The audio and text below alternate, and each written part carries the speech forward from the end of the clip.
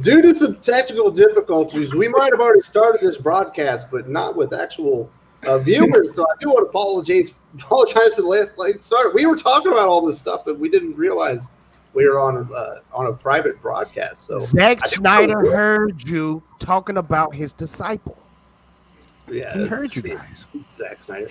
I do want to welcome everyone to the best comic-based podcast on all the interwebs, the Comics Aficionados, right here on Thinking Critical YouTube. And we've got a lot of topics to get to. Great panel today. We're going to be talking about all the DC Comics news as far as the new creative team starting in March. We've got the next Batman. We got the identity of him. We've got a Green Lantern writer that hates Hal Jordan. We've got HBO Max. Warner Brothers is going all in. Everything is going to be based on HBO Max, it seems like, moving forward. Then after that, we're going to talk about all the Kevin Feige MCU announcements from Disney Investor Day that we got within the last 48 hours. Going to be a lot of information. Hope you all are ready for this. And like I said, we got a great panel. First time on the channel, we've got Jimmy from Comic Quirks. What's going on, guys? Well, I'm doing great. I want to say it looks like you were out all night at the club. You hit the Waffle House and you showed up here. I love that shirt, buddy. You said that already. It was on the stream. I'll just say what I said earlier then, I guess. That's a fat joke, and yes, What no. not a fat joke? Wes, did you like that? Look, he's clean. Look at that beard, man. It's edged. Wes, I you cleaned worked it that like down. 10 minutes before the stream. Wow. It shows, man. I like that you're putting a little effort into it. You look nice. Yeah, thank you. You're welcome. Also with us is independent writer, independent editor, award-winning editor, Joe Corallo. How you doing? I'm all right, Wes. How are you? I'm not doing so well. I'm struggling. I had a little operator error on my channel here. But Well, that's what happens when you talk about Fatal J off air. Okay, that's what happens. Listen, man.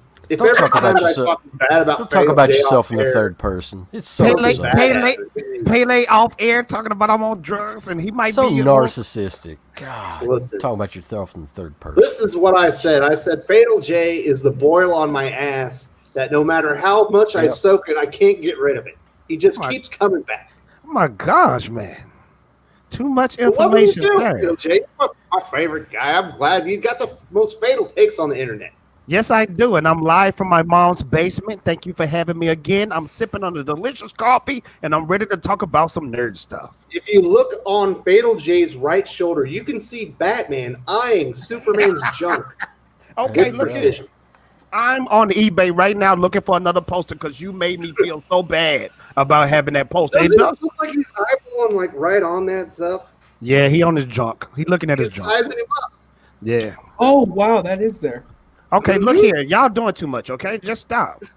You need to cover that Hey, up. I've got to be somewhere by noon, so let's get going here. All right, obviously, also, we got the curmudgeon critical himself. Perch, how you doing? I'm not perched, He thank ruined God. it. I'm not perched, thank God. Perch, You called him I'm so Perch. sorry. You called him. Perch is unavailable today. I do want to say, if you are a fan of the channel, you'll notice my co-host, Doc, is not here. He is feeling under the weather, so if you could send him some thoughts, prayers, whatever it is that you like to do when somebody that's close to you is feeling under the weather, He's we really hungover. appreciate it.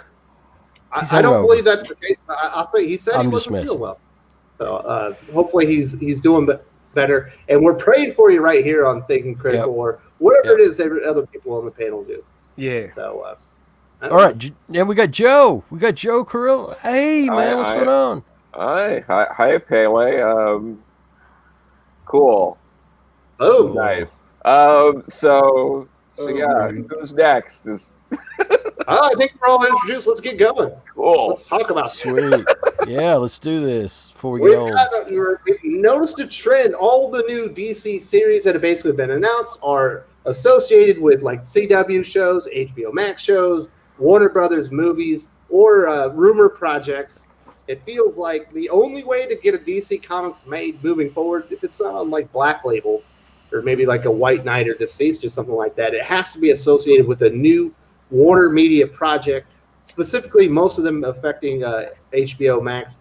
Jimmy, I know you are a younger audience member, you are the younger reader for DC Comics. You're probably all in on streaming. Do you think this is a good change for DC Comics? I think if they wanted to lose money, this is the best way to do it. There's no reason. All you got to do is do the Disney model, I guess, is just story-based books. Just do books that are really good, that people don't normally see, and then you'll make money because people will be like, whoa, what's this? Mm-hmm. Yeah, this looks like ass.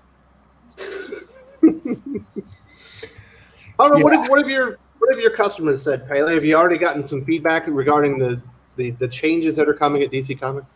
Yeah, they're like, just screw the next couple of months. I don't go bother with it. Let me know when Bruce is back and the regular characters. They don't care. This isn't. Yeah, but they realize they're not that seeing Future State is traveling over is basically the new DC Comics. Yeah, they just see this as like some publicity stunt, and they're not interested. And I don't blame them. It's it is what it is, and it's they see woke crap when they know woke crap when they see it, and they're not interested. So I've got a few people that'll buy anything, but for the most part, most people just don't care. And considering the price of comics nowadays, yeah. Absolutely. So there was an interesting quote, and this is how I felt, but this is obviously coming from a director. But I could see myself in his shoes. This is what Christopher Nolan said, obviously the man behind Tenet and all kinds of great blockbusters. Some of our industry's biggest filmmakers speaking about HBO Max and Warner Media and the Warner Brothers and their decision to put all the movies onto the streaming platform. And most important movie stars went to bed the night before thinking they were working for the greatest movie studio and woke up to find out they are working for the worst streaming service. He's just salty, man. He's salty because of what. Yeah, he's salty because of what happened with Patty Jenkins and Gal Gadot. He's jealous.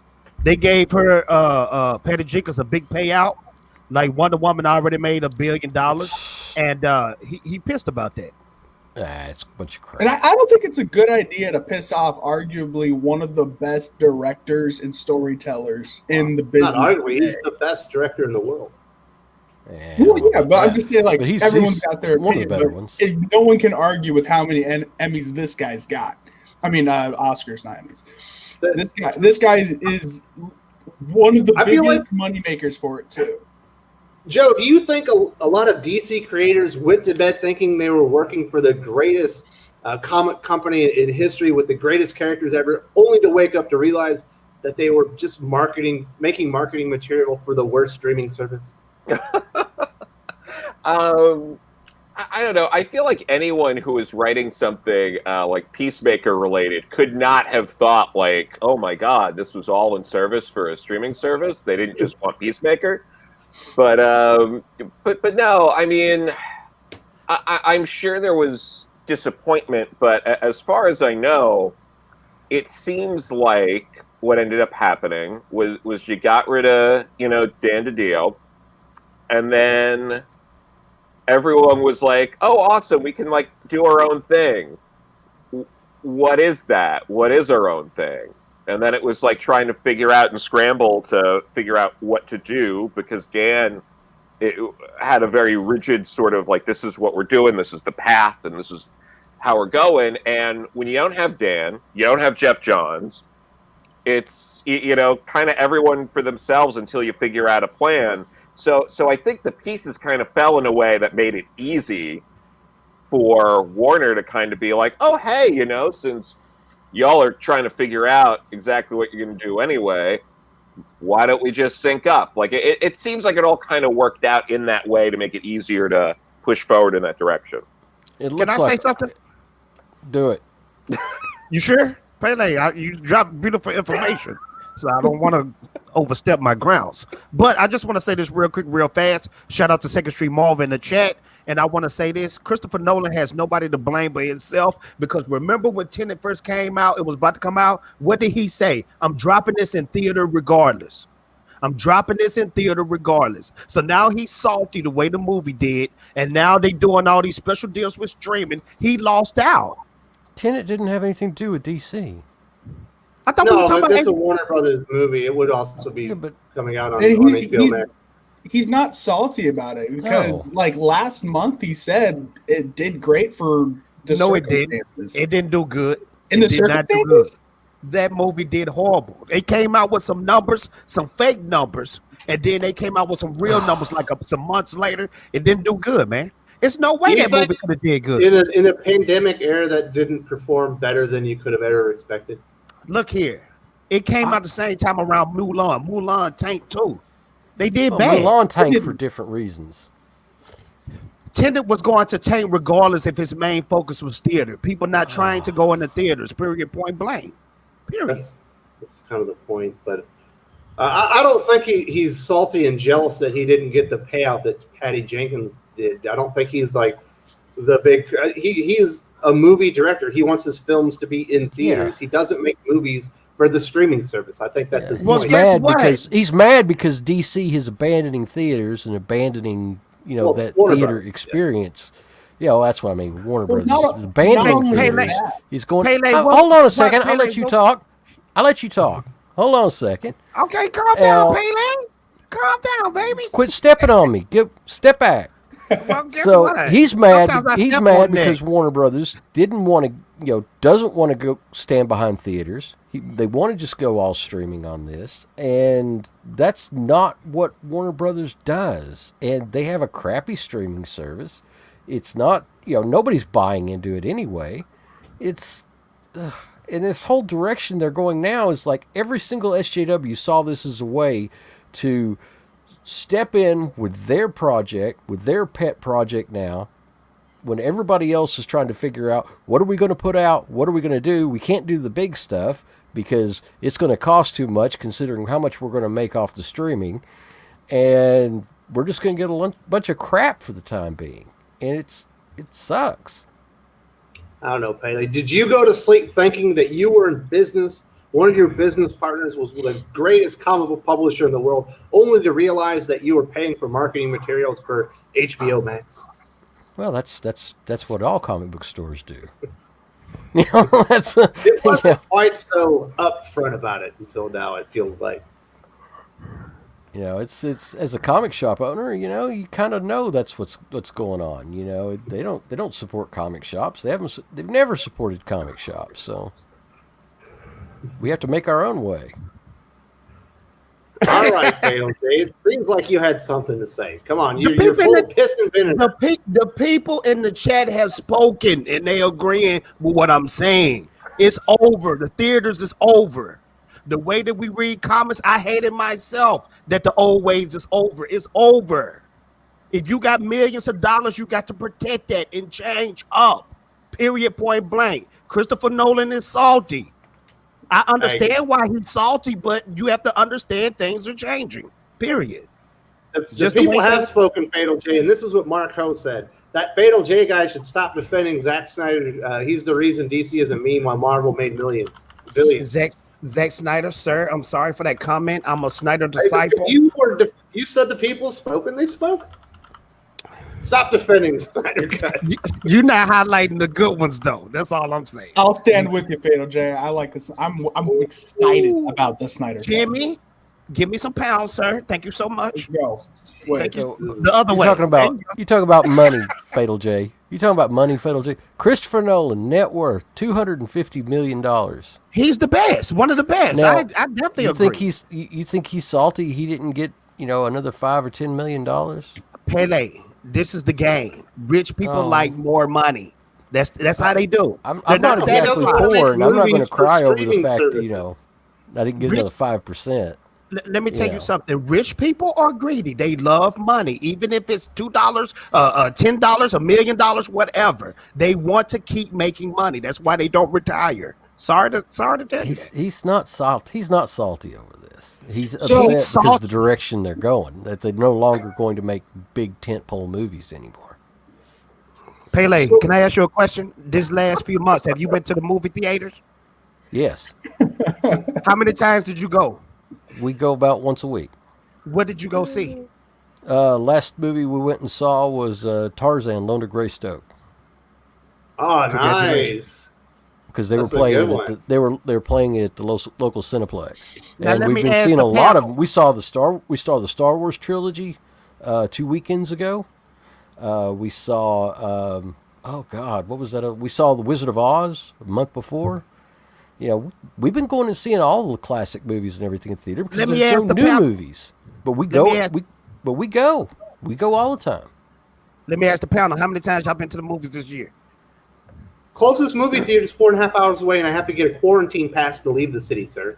I can't. And then go let to- me ask the chat, how many times y'all been to the movie theater? I went to the movie theater yesterday. Boom. What you go see? Die Hard. Nice. Oh, great! It's a Best good Christmas Christmas movie movie. ever, next to A Wonderful Yeah. Life. Damn right. And How I about you? also watched Tenet. I Have guess. you taken the leap and gone to a theater yet? No, I haven't. I mean, the last movie I saw was that stupid Pixar movie with Chris Pratt and Tom Holland, whatever it is, with the Magic Kids or whatever the hell. I'm blanking on it. It was Now, Don't what? remember that one. what was the name of that? I mean, I also saw Sonic the Hedgehog and Birds of Prey. So I can honestly Oh, say yeah. I think Sonic the Hedgehog might Awful. be the best movie I saw this year. Is that Oh, the Sonic best wasn't comic bad. book movie or superhero movie? It might be, and I can honestly say Birds of Prey is the best superhero movie I saw in theaters this year. Ugh, the only one, huh? Oh my god. I'm just you gonna know. say this. Maybe I'm the anti guy on the stream, but Sure. the movie theater experience, I hate it sometimes. I hate when people talking. I hate when people laugh at stupid jokes at the movies. This streaming service is right up my alley because I'm gonna be at home, chilling, eating a big bowl of cereal with a big It spoon. depends. Hey, With It no depends theater on experience your is probably theater. Your experience. There's not going to be It anybody depends else. on your theater. The theater I've I been- go to, you can get a steak, baked potato. You can get, you can order food there. You can Oh well, drink that's a beer. different experience though. That's the They've different got experience. actual recliners that heat and massage you and all that kind of crap. It's awesome. Where can I find that theater?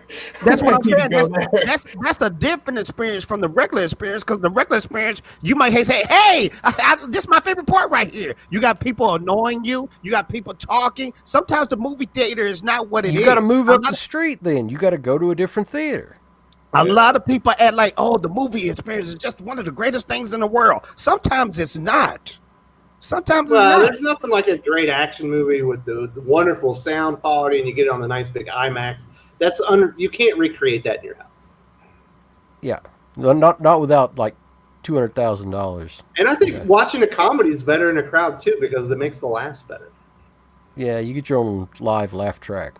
But seriously, Fatal J, I can understand that. I lived in LA for a short period of time, and the best theater that was within like 5 miles of me was a nightmare because people talk, people act like assholes and everything. But if I wanted to drive another 10 minutes, I could go up to North Hollywood Theater, and it was nice, and it was clean, and people were respectful.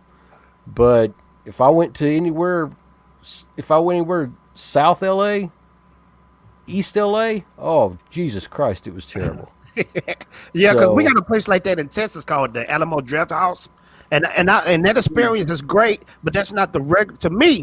To me, that's not the regular. Movie. Yeah, I've I've been to been the to Alamo this Draft one. House. It is very nice. You can get beer. You can get chicken wings. It's nice.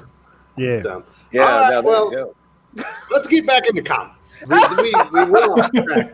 Fatal J decided he was going to debate the industry. You I thought brought up we were Christopher Nolan. He don't have And I nothing was- to do with and I comics. brought it back to comics when I said, can you relate to what he was saying? But you just zoned in on Christopher Nolan. I guess you got it out for him because he's a better director than No. Zack Snyder. Oh no, He's sir. way more successful. Oh, I was he I- is. Sounds like Facts. somebody's salty.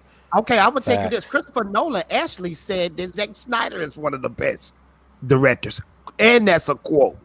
So But he'll boom. tell you that he's better. Oh yeah, no one talks bad about their peers. So. Okay, Christopher Nolan's I think it's the best director He's in the He's in top. great. the game right now. He's Zack absolutely- Zack Snyder Snyder's a is great good, but music he's video not. director. You want a quality music video? Ooh. You watch a Zack Ooh. Snyder movie. Okay. All right, let's All right. get on to the stuff. So we got the next Batman identity has been revealed. We thought for a long time it was going to be Luke Fox, but I believe it was in Detective Comics 1027. There was a short story from John Ridley, who was writing the next Batman, and we saw Luke Fox in there, but at the end they said we need to call him Tim, after the family basically got Bruce, the Fox family basically got Bruce Wayne's billions of dollars, and they couldn't give it back to him. So there was some confusion. Is it going to be Luke Fox? Is it going to be Tim Fox? We find out now it is going to be Tim Fox. I don't know, Joe. Is that a good decision by your guess? I don't really know much about Tim Fox. It seemed like Luke Fox, as being Batwing and being like a special forces kind of guy, made more sense. But what's the deal with Tim Fox? Is that a good choice? Yeah, I actually think it's interesting. I mostly know Tim Fox from like the pre-crisis stuff, like when Len Wein and Jerry Conway and people like that were writing the character. And he was more of like a black sheep of the family. He was a bit more of falling in with the wrong crowd. So I think there's something interesting about taking a character like that who would like fall in with like gangs or something like that, who ends up turning around and becoming a hero. I think that's interesting. I don't necessarily. Isn't that Jason Todd? Well, that's also Jason Todd, but he was before, like he predated Jason Todd. So I think that's interesting, but beyond that, I don't. It doesn't feel like they did enough to build up leading up to Tim taking over, and that's one of the problems with it is again, like in order to like keep the identity secret, you couldn't like build up to they were doing this till the last minute, and I think narratively you're like kneecapping yourself when you do that. And the other problem that I've noticed that big Bat Family fans are having is like way to like make Tim Drake as irrelevant as possible. He's not the coolest Robin, and now he's not even going to be the coolest Tim. Man, I mean, way to just like pummel Tim That's Drake harsh. like that, right? That's harsh. All you '90s kids loving Tim Drake, just getting pummeled. I don't know. Does anybody else have any thoughts on Tim Fox being the next Batman? Obviously, Pele, for you, did you have any copies of Batman 313 that the prices went through the roof? Oh yeah. We already had some graded. It's interesting. It's really interesting. Of course, we had a lot of people that was waiting in line, after all the announcements and everything the next day, and probably had about a dozen people, waiting outside. We opened up, and they went straight for the keys and bought out everything. But I think that book's going to be a really nice key for a really long time. I don't suspect that that it's going to hold the values that we're probably going to see it over the next 2 or 3 months. So be careful about what you buy, and careful how much you pay for it. In fact, I saw one on eBay for $150. Yeah, that's crazy. It's kind of stupid, but I think that it will settle in. It will settle in pretty well. It's going to be a good key going forward. Just be smart. But $150. Oh, I expect it'll probably hit 300 before it's all over with for a near mint copy. But and when the graded copies come out and they start, we sold a 9.2 graded for $250. So it's gonna be really hot. But like everything else, wait till things cool off a little bit. See, I'm not a Batman fan. What? I know I'm weird. I'm just playing, man. I'm just playing. I like the character. I just don't like reading the books because it's the same thing over and over again. So adding this new character as Batman, the son of Lucius Fox, it will not get me to read Batman any sooner than it did before. Yeah, and I'm black, and I'm not gonna read it because I'm gonna tell you this. This is what happens when you don't have creativity, in my opinion. Because it seems like whenever they run out of ideas, they'll say, "Oh well, let's take Iron Man and make him a black woman. Let's take Batman and make him a black man." Come on. Yeah, that's You kind know, of. I think that too. It's they're like, well, at least we can get some street cred. It seems kind of lazy to me. no man, as a Well, black comic book reader, that does not interest me. It doesn't interest didn't me they at already all. have Black Robins essentially that were associated with Batman? That probably would have made more sense. You know, you have Duke Thomas are already out there. You already do have Luke Fox, who was Batwing. You do already have some Black Batman that were ready to kind of take up the mantle. It seems like Tim Fox is a weird choice in that way. If they wanted to get speculators even more crazy than a new Batman and get our ideas rolling even more, they would have made Tim the new Nightwing. I think that would have been a lot better of an idea. Dick Grayson's Nightwing. I know, but I'm saying, like, since his future state, if they wanted to get something even more crazy out there, they would have made him, instead of the new Batman, made him the new Nightwing. Shouldn't he be the new Batwing and we replacing his brother? What the hell, man? Dick Grayson is Night. What the? Are you trying to make my face red? I'm just saying, like, I mean, we've only seen one Nightwing, and Joe, should we have another Nightwing? Isn't that Dick Grayson's mantle? Yeah, I don't feel like Nightwing is a legacy kind of thing. It's very specific there, you know. But maybe with Tim Fox or something, you bring back the Flying Fox. You know, do that and give that to Tim. I mean, if we're gonna have that thing where we had Tim Drake going by Drake for a bit, like, just forget it. Just have people use their names and their superhero names. Why not? Who cares? You could use all kinds of stuff. You could, the black dude could just be black. Or maybe if there's a gay character, you call him gay or something like that. You just use, ways of describing people. That's their new hero name. To I me, think Bendis started a new standard is when he created Tim Drake. even though the art looks good on the cover, to me, when I look at that cover, it's nothing but clickbait, comic book clickbait. To me, that's all it is. Trying to get the cash grab, trying to get you to hurry up and buy. That's the promo, right? It's like that's the billboard. No, man. You want like a subdued cover when you open it up? Their comics way more badass. I know you got your regular covers that's eye popping, but this is clickbait to have a black Batman on the cover. I'm just being real, especially with the era we live in now. Well, and I ain't trying to get political. Cover, where he's got the mask off. I think they accidentally showed that. They weren't supposed to. I don't think they meant to actually release this. Yeah, that seems right. Yes. We already have a black Batman. His name's Travis Scott. Is that the one that Jim Lee did? No, it's like the meme going around. He's a rapper that he just wore, like, he bought himself a George Clooney Batman suit, and it just looks so goofy. Well, Jim Lee created the first Black Batman. Black Batman. He did that in the 80s, Black 90s Man. when he. Whoops. Jim Lee created the first Black Man.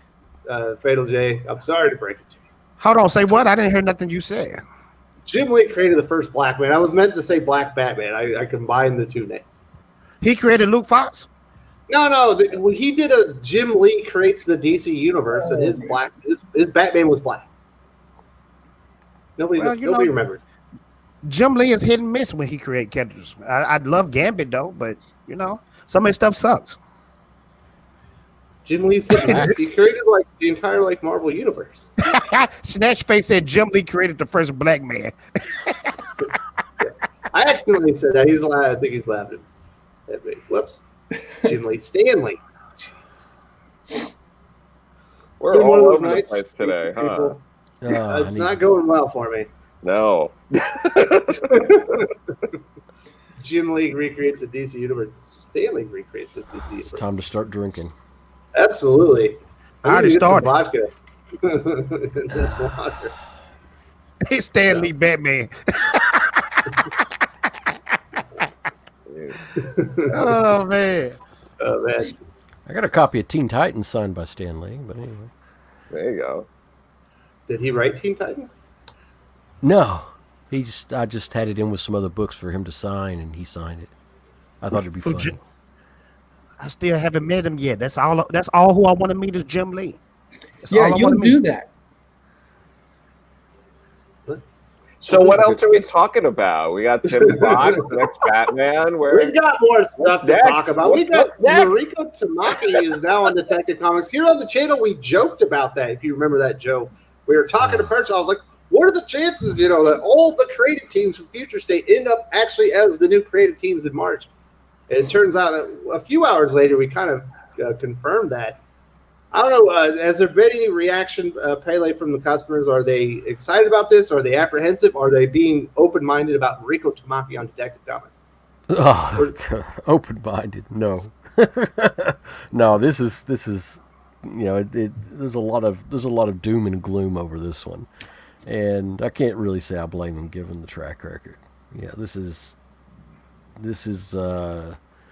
doesn't bode well.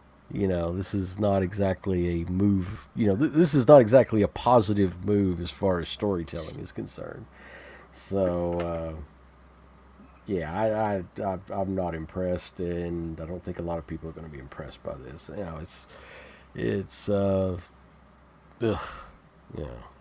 Whatever. Joe, I know you've been reading Wonder Woman from Mariko Tamaki, and you've been very happy with the quality. I thought she was going to be writing Wonder Woman after Future State, but apparently she's not. Yeah. Becky Cloonan and her writing partner are actually doing that, I believe. Yeah. What are your thoughts on Mariko Tamaki taking over Batman? This is a much different character than she's ever worked on before. She's obviously done, I believe she's done Supergirl, she's done X-23, she's done She-Hulk, Wonder Woman. Now she's going for the darkest, baddest ass character in comics history. I'm interested. I'll check it out. If it's similar to Wonder Woman and the formula and all that, and how it's sort of set up, where you have a couple issues fighting a villain. There's stuff going on in the background. The next couple of issues, you bring some of the stuff in the background forward and have other stuff going on. If it's following that kind of formula, I think there's a lot of potential. If it goes back to how sort of Detective Comics used to be under different eras of 1 to 3 part stories that are kind of self-contained or at least aren't like Tomasi's been doing. Yeah, if we could do something like that, then I think it'll be worth reading at least some of it. I'm pretty much set on skipping Future State. So I really don't have an interest in seeing what anyone's going to do with that. Yeah, but after that's done, I'll certainly probably check out the first 3 issues Detective and see where it goes. Because I didn't have any expectations for Wonder Woman, and I really liked it. And sometimes I know people use this example a lot, but a lot of people didn't think Heath Ledger was going to be a good Joker, and I saw A Knight's Tale in theaters, so it was it was something. And then they announced that movie, and I'm just like, the Knight's Tale guy and the guy from 10 Things I Hate About You is going to be Joker. This is a joke. And, it worked out. So, I'm not coming in with any, biases against what's going to happen with Detective. But if I don't like it in 2 or 3 issues, I won't read it. That's all, So Jamie Anderson, he said, "Hey, I actually like Mariko Tamaki. I've given several of her books out as presents, but I saw him on social media. He found out this week that he was blocked by her. Never even talked about it. He's been giving her comics out as gifts, and he's on a block list." Yeah, no, that's a whole other conversation. This one, Summer's great. I haven't read the other one, but I really like that book. But yeah, I don't know. The social media stuff is a whole other ball game, and no one knows what the hell they're doing. And and there's no real policies. I totally understand that there are people who do deal with certain things on social media that it's because that it makes it impossible to navigate because you're getting just exploded with notifications and negative things. And I know certain people personally that's happened to. So I understand that. But yeah, there are people who take it too far and all that too, and people who poke the bear and then go, "Oh my God, I'm being mauled by a bear. How could this happen?" Like I get that too, but Donny Cates. yeah, well, that's a weekly event on Donnie's Twitter, but yeah, so I'm sympathetic to that. I don't hold it against a lot of these people. I've been blocked by Al Ewing since like the dawn of time, I think, and I have no idea why, but he's apparently blocked like just about everybody, and like I don't care. Like I'll read Immortal Hulk. What do I care? I've met Al Ewing in person multiple times, and like I've met him multiple times since being blocked by him. Like I don't care. Whatever. He's probably doing me a favor, No, probably. I just think it's such a strange thing to just block people and they're like, "Yeah, I was giving out your book and helping promote you." But, no, I get that too. I'm also not going to tell people like, "Oh, you're blocked by somebody. You're a jerk if you have any feelings about that." You can't say that either. So it is what it is. So you said you're basically skipping Future State, and I've heard that quite a bit. Me personally, I thought that the reason they were doing Endless Winter and Future State, this like 3-month buffer break while they finish up essentially Dark Knight's Death Metal, and then they get the 2-month break, was because they were going to be genning up like the new creative teams on all the new books, and they were going to be putting like their best foot forward. I was really taken back when I started seeing it was basically all the same creative teams for the most part moving over. Were you a little surprised? Yeah, I mean, I was surprised by that, and also, I'm enjoying Endless Winter. I'll read that. I'll keep reading it rather, but yeah, it was a very odd choice with Future State, minus a few things like I'll anything sort of Ram V's doing.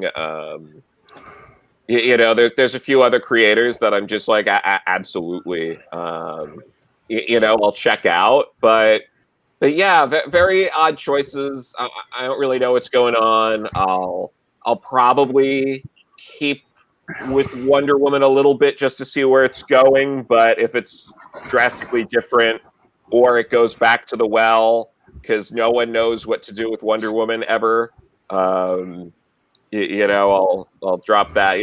I don't know. It's all. I have no idea. I just know that I have no interest in Future State, and it just looks awful. So, Jimmy, I'm sure you've noticed the trend as far as the new creators. That they're almost all have screenwriting experience that they've written for TV shows. Very few of them are strictly comic book writers. Does that make you apprehensive about the new comic book creative teams, or do you think that's exciting that they have different experiences that maybe these things will translate even easier or better to movies and television?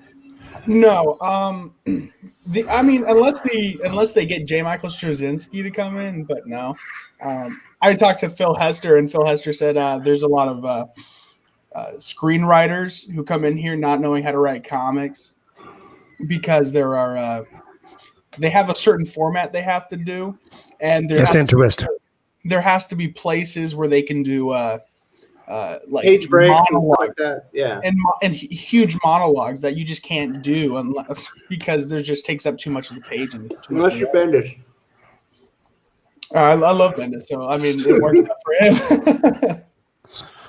But yeah, that's it. I don't think it's gonna work out, man. I can't think of anything. Even Cantwell over at Marvel really is not doing well. Not really. Obviously, some people can translate over there. G, what did you think of the creative teams? Is there anybody you were excited for on DC Comics? No, I want to talk about what he just said because it's very interesting about the screenwriting and stuff like that and the long monologues. When you read a comic, do you want to read like a novel or do you want to see short speech bubbles?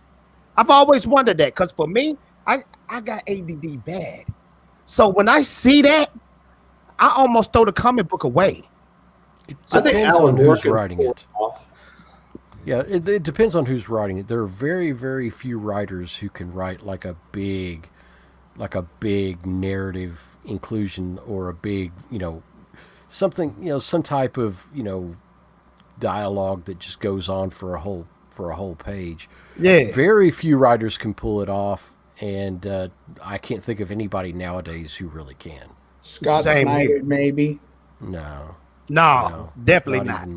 Even, Yeah. Definitely not Bendis or anybody like that. No. It's just. Wes, to answer your question, just like my friend down here, I am not interested. Like Joe said, could care less. Bring on the dope stuff for next year. So Joe is a comic book writer, and I know you've worked outside of comic books. They're transferable skills, but you're mainly known for comic book writing, editing. Yeah. Does it kind of chap your ass, make you get you a little bit worried when you say that one of the big two is basically removing most of the the comic book only, although we've only seen a third of the creative teams, but they're kind of heavily being influenced. They want screenwriters, they want people with television writing experience, like trumping, it feels like, comic book writing experience. I mean, it's been a bad call for decades. I think DC, Marvel too, but I just know more off the top of my head. Like DC would, try these things in, the 90s, bringing in like novelists and people like that to write comics. And the idea was, we're going to tap into other markets and bring in new fans to the comics. And it never worked out that way. You would and you'd get these novelists who would say my novel writing fans are not the same as my comic fans. And for whatever reason, they keep doing this over and over again, learning the same lessons over and over again, and they can't help themselves. And it's scary. You just want to be like, are you okay? You keep making the same mistake constantly and constantly being surprised when it just happens over and over again. I mean, a great example recently was the J.J. Abrams Spider-Man that no one asked for. That we're reviewing it on Monday. Yeah, it sold, the first issue sold really well, then it fell off a cliff. And the first issue didn't even sell as well as Spider-Woman #1 that they really pushed and all that. And the million issue comic from CB, right? Yeah, I mean, it was embarrassing. I mean, when they were first rolling that out on social media, what was it? They had the number 4 related to Spider-Man with the webs, and everyone was so excited that yay, we're gonna get an adaptation of what Sam Raimi would have done with Spider-Man if he kept going. Yep. Everyone was running with that, and then as soon as they figured out it wasn't that, everyone checked out. Yep. And and then it was oh, you gave it's J.J. Abrams and his son. It was such a slap in the face. But then you see what there's a lot of other people coming in and what they're doing.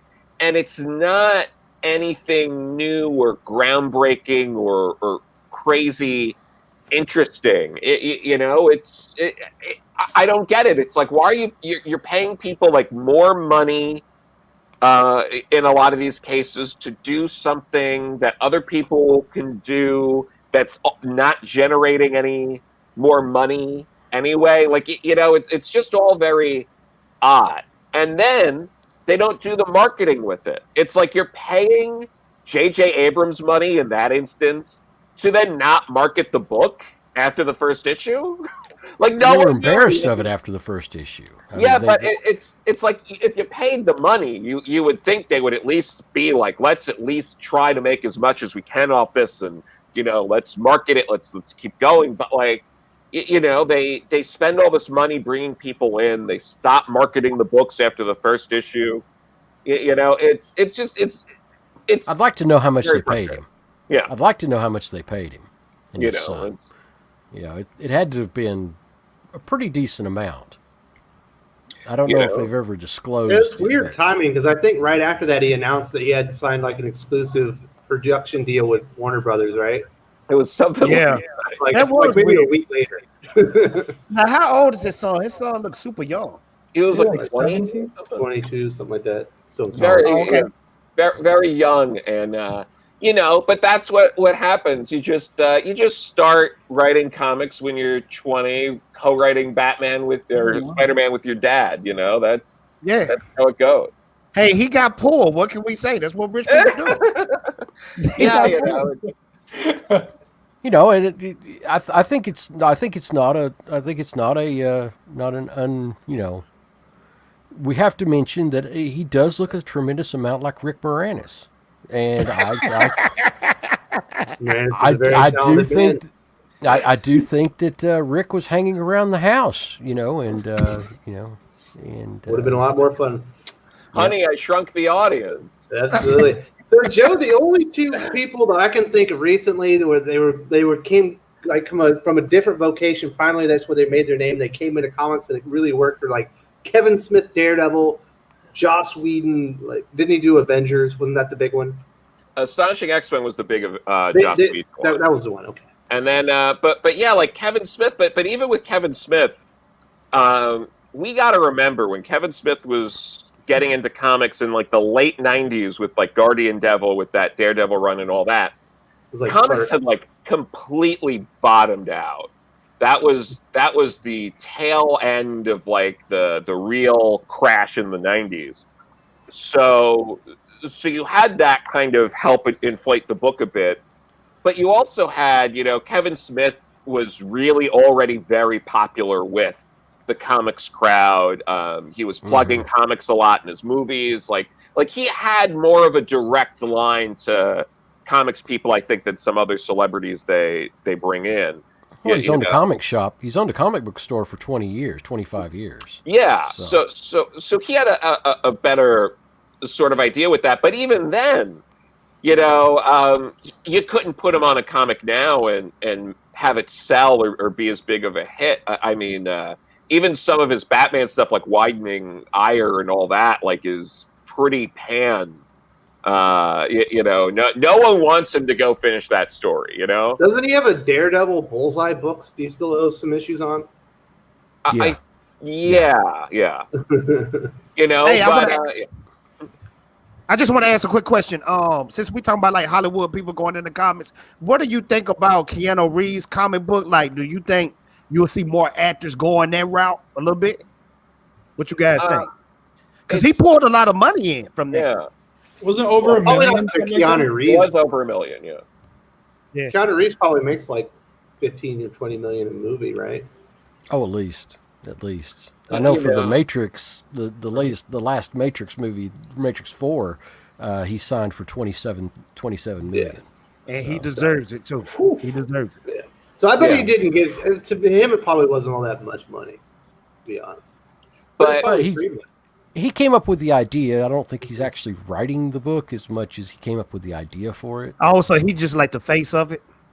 I guess. Well, I think he owns most of the IP for it or whatever it is. And this is a way for him to have a storyboarded out, movie to pitch. And if he's pitching his own, he's pitching his own IP, it's like, and I better be executive producer on this and I better make top dollar. And, so I think you might see people replicate this. I think there are other actors probably like The Rock, Vin Diesel, people like that who could tap into a similar kind of audience that Keanu Reeves could for something like this. So I wouldn't be shocked if you see some people like this. It's not going to be for everyone. I think there are other people out there who are going to flirt with the idea and then realize, my audience isn't the kind of audience that would be interested in that. It wouldn't work out, but I wouldn't be shocked if we see a few more people do that. Because I could see that guy. What's that guy that come out with the show Robot Chicken, the green guy? Seth What's Green. his name? Yeah. Seth Green. I could see him going that route, coming out with a comic book on Kickstarter or Indiegogo. I could see him doing that. Yeah. All right, so we got one more DC topic to talk about. Obviously, I covered here on the channel. Jeffrey Thorne, he's a longtime actor. He's a screenwriter. He's going to be the new Green Lantern writer. And he over the last few years, he has very vehemently made it well known that he absolutely hates Hal Jordan. He thinks he's a piece of cardboard, and that he when Jeff Johns brought him back, he overshadowed John Stewart, and that was bullshit. Obviously, he's going to be writing mostly John Stewart, I believe, in his Green Lantern. But there is going to be some Hal Jordan in his anthology book in Future State. I don't know, Fatal J, do you think Jeffrey Thorne can write a Green Lantern story that doesn't have to like sink Hal Jordan and hate on him to elevate, the other characters that he actually likes? Isn't it weird that they would pick a writer that hates like the main Green Lantern? That's the problem with cinema. That's what's the problem with comics, entertainment, period. You have these freakers out here that don't have the passion behind what they're writing or what they're producing. It happened to Star Wars with Rian Johnson. Rian Johnson did not care about Star Wars lore. He didn't care about what came Jeffrey before. Thorne cares about Green Lantern. He might care about it too much. I think that there was a ton of passion. If you read the how can you hate Hal Jordan, though? How can you hate Hal Jordan? That's the Green Lantern. That's the Green Lantern. I understand John Stewart is super dope. He's one of my favorite Green Lanterns, but to hate Hal Jordan and be writing a book, it might just be marketing. I don't know. Maybe he's marketing. Maybe let's get people to read the book, but I don't know. It's just weird to me. I don't think it was marketing. Some of those tweets started back like 2017. Yeah, it's definitely more of a ethnic thing. I'm not going to say the R word, but I think that I think that's part of it, and it's and I don't even know where it comes from. A lot of it is that Hal Jordan's always been billed as the Republican in the Justice League, and but Pele, can I ask you a question? When did race come into comic books like this? Oh, 70s. But I'm just saying, it seems like it's on steroids now, to where we're gonna pick the black one over the white one. We're gonna pick the Asian one over. Because they have to show that they have to show that they're down with the cause. And it doesn't matter. It doesn't matter how silly or how overblown it looks, or who gets hurt, or who gets trashed in the process. It has everything to do with perception and how they want everybody to see them. Yeah. It's all it is. It's all it is. They don't give a damn what color anybody is. In Jeffrey Thorne's defense, he never mentioned the race of either characters. He never said that's why he preferred John Stewart over Hal Jordan. I know. He said Hal Jordan's a cardboard cutout like character, and you could say that in the 70s, Green Lantern Hal Jordan wasn't the most exciting character before they. Yeah, but Wes, you got to read between the lines, though. This is a black writer. Yeah, but you're inferring something about someone's personal feelings that they haven't made. What you got? They're not going to come out and say they're not. They're personal feelings that they're not going to come out and say, but it's pretty obvious when you look. Do you want people inferring things about you and saying that's what you meant? I get it every day. They already do. Yeah. You like it? You appreciate it? Wes, you have called me a moron plenty of times on the stream, and it may be right, but I don't care. That just happens to do with your opinions on the Snyder Cut. Look, Wes, I love you, buddy. But all I have to say is this. Read between the lines. A black writer talking about he hates a white character. They've been doing this the whole time for the last, 10, 20, 30, 40 years. No, it haven't been that long. But 10 years, they've been putting race into the comic. He had a website called, what is it? Gosh dang it. You guys got me. Kyle Rayner over, or he had like a Kyle Rayner fan site. He's a white character. Okay, I'll give you that. All right, I got something to say. It's not about race, because if it's about race, I'll get in trouble for like some hate crime or something like that. I don't know, but some hate crime. Join the club. I think this is going to go one of two ways, and it'll either go, this guy is so passionate about the fact that he hates Hal Jordan. If that's correct, I don't know much about the guy. But if that's true, he's going to write a story that he is so passionate about that either one of two things is going to happen. One, it's going to change the character of Hal Jordan so much that everyone's going to hate it, almost like we did with Bendis. Or two, everyone is going to love it because the story is very good. and everyone can see the passion behind it. And I guess there's a third one, and because you guys just mentioned there's going to be John Stewart, the best Green Lantern, might be the lead of this book. I'll just say He is the lead of the book. If there is any character that's in DC Comics that would not be woke, it is Hal Jordan. I agree. He is the most conservative character in DC Comics. Period. You know, he was a Nixon voter. He voted for Reagan. You know, he was a character. They always had the classic argument that he always had political arguments in the comic books between him and Green Arrow or him and Batman or something like that, you know, and he was always portrayed as politically conservative. So it wouldn't surprise me that this guy, who is a very woke liberal, you know, would hate Hal Jordan. If he changes Hal Jordan, I'm gonna be pissed. Well, okay, he's not going to. He's not in the story. I'm sorry. I'm going to say John Stewart. So okay, go ahead, Joe. I was just going to say, I'm in my 30s. I have a lot of friends around my age that, you know, reading comics who are around my age, a little older, that Kyle Rayner and Wally West are their Green Lanterns and Flash. And they didn't like, you know, Barry and Hal. Like, they just hated those characters because when they came back, they ruined their Green Lantern and their Flash. And that's something a lot of people have those opinions. A lot of people think that, consider Kyle and Wally, they're precious. They're the epitome of those characters. So I get people feeling that way, regardless of anything else about the previous characters. But also, if you're wanting to write, a Green Lantern type character and really do your own thing, a character like John Stewart hasn't been as well developed as a Hal Jordan or Kyle Rayner or even a Guy Gardner.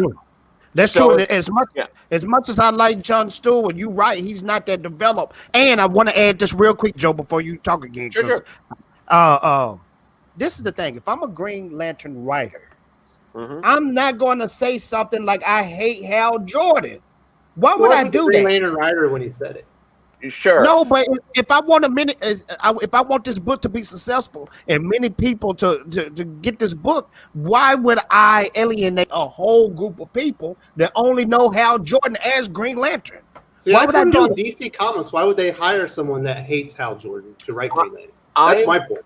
I'm empathetic to that because I think about things like the old Doctor Who. Terrence Dicks is considered one of the greatest writers on Doctor Who. He was a story editor for a long time.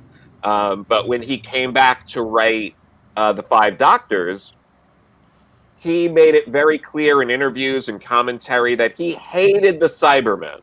Hated them. And he went out of his way to make them look like a joke in The Five Doctors and had them easily dispatched. And in other interviews, too, he's gone back and talked about how much he hated the Cybermen. They're my favorite villains in Doctor Who. And that's always been something that's annoyed me. It's like, why are you contributing to this series if you hate one of the most important parts of the series? So I'm empathetic when people see that kind of stuff and see people going like, I hate this character, I hate that character, and all this stuff are like self-sabotaging characters. And this isn't the first time in comics. I mean, we've heard, I'm trying to rack my brain to think of examples now, but we've heard stuff like that before of like writers and, talking about how much they hate writing certain characters and artists talking about how much they hate, drawing, certain characters or team books or something like that. So this isn't a unique situation we're in right now with Jeffrey Thorne. I think, I think it's like a wait and see kind of thing. Because you know what? Maybe Hal shows up at some point in his Green Lantern, and maybe he writes him with dignity and respect. Like there are a lot of characters I could care less about, but appreciate, when they're written well and all of that. So, it is what it is, and we'll kind of see where it goes. I don't like Guy Gardner for the most part, but sometimes when he's written well, he's awesome. Sure, absolutely. Yeah. He's like too much of a meathead in the hands of the wrong writer. Yeah, no, he ends up just being like a big dumb brute a lot, or someone who's used as like a straw man for other characters to look better or look more empathetic and stuff like that. So yeah.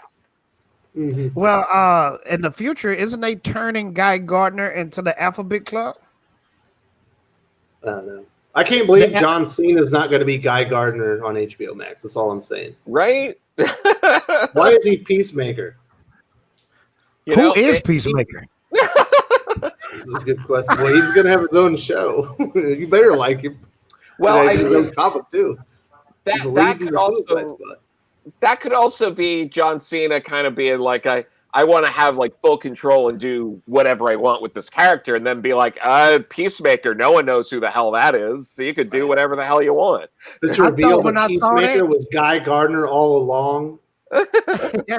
I thought Peacemaker was Orion, one of the new gods when I first Yeah. I was like, what is one of the new gods doing in Suicide Squad? They messing up. Yeah, we need to get Bautista over into the DCU. Now that we've got John Cena, we've got The Rock, and now it's time to get Bautista and Hulk Hogan back. Okay, maybe not Hogan, but Hulk Hogan, man, he 1,000 years old now. You didn't like Thunder in Paradise? What you gonna do, brother? When I put 20-inch pythons on you, Superman? Yeah. Or that Hulk Hogan cartoon from the 80s. Yeah. Rock and Wrestling. Yeah. Oh yeah, this stuff is all great. So, I don't know. Is there anything else to say about all the DC Comics news? I think we covered a lot of the big topics. Anyone else have something to say before we move to the MCU stuff? No, sir. Boom. There you go.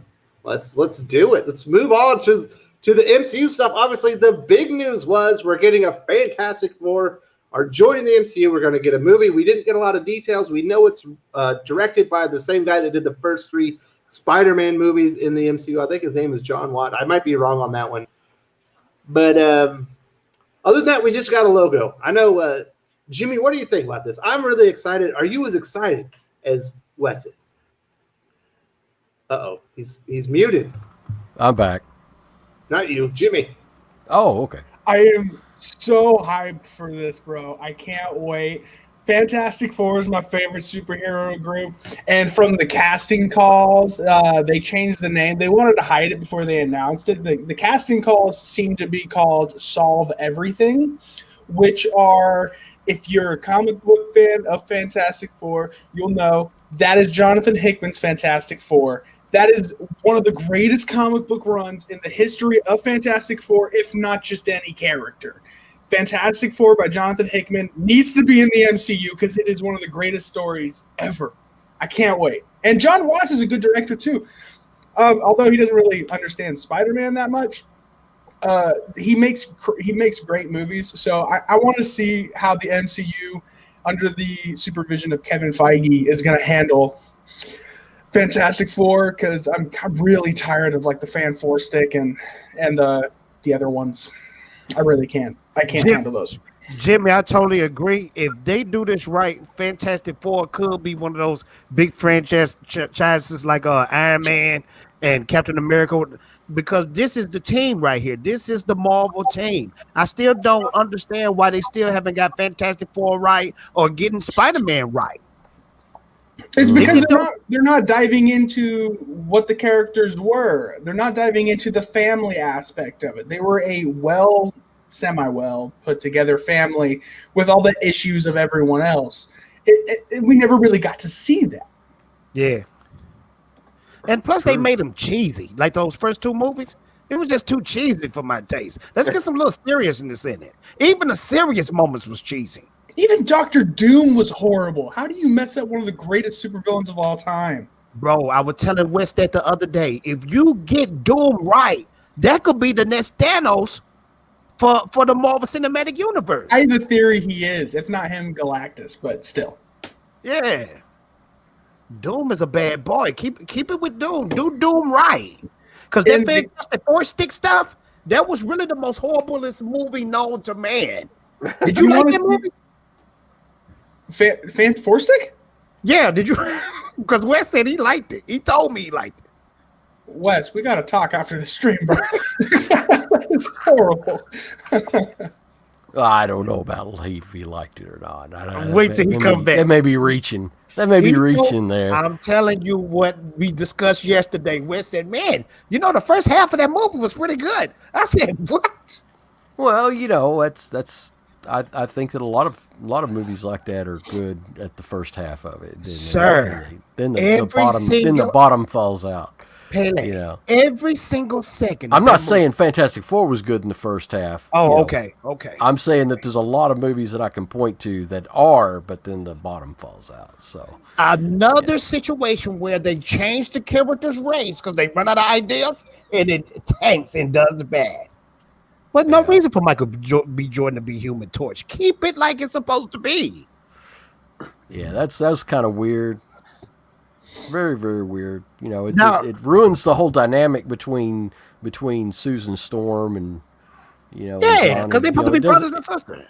And of course they can be adopted.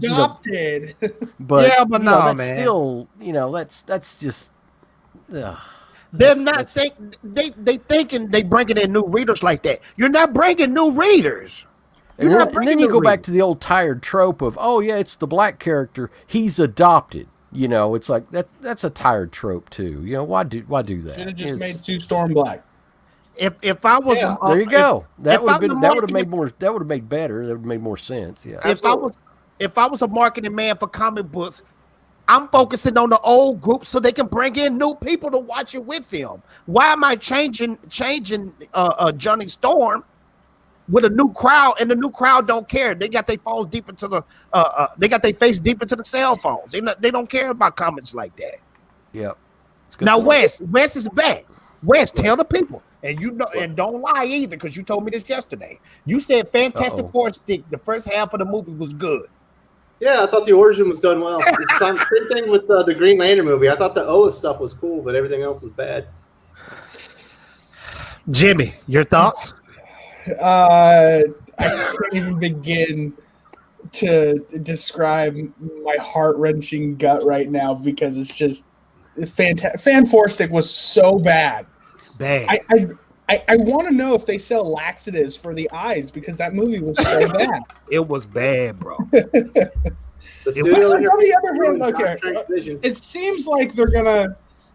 It seems like they're gonna go towards the family aspect, because when Kevin Feige said the first family in Marvel, he said the first family in Marvel, and also all of our movies have to do with family and the heart, and he brought up family a lot, and that gives me a lot of hope for Fantastic Four. I agree. You got to go for the families, man.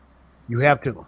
And I'm gonna tell you this too: if they get Emily Blunt and they get John, her husband, John Krasinski, instant billion. Billion. Yep. Instant billion.